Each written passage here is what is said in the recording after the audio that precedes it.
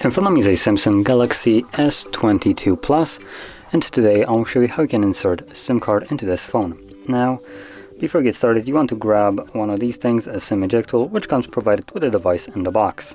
Now, you can also use a paper clip, straighten out one of the ends, and it should work just as well as this little thing, so I guess pick whichever one is closer to you.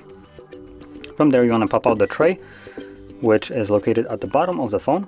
You will see that there are two little pinholes. As you can see, one is closer to the USB-C charging port and the other one is further. You want to use the further one, the one that is part of this little cutout. That is our tray. So push it in and you will see that the tray pops out. And from here you can take it out all the way. You'll have space for SIM card on either side, as you can see.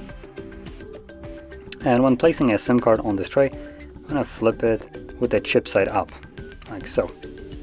And from there, insert it back into your phone.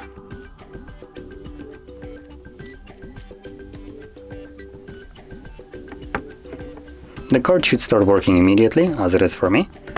And I do have a pin on my card, so I'll need to confirm with that. Once I do, as you can see, it unlocks the device. So there we go, that is how you insert your SIM card. And disregard the pop-up that was just there.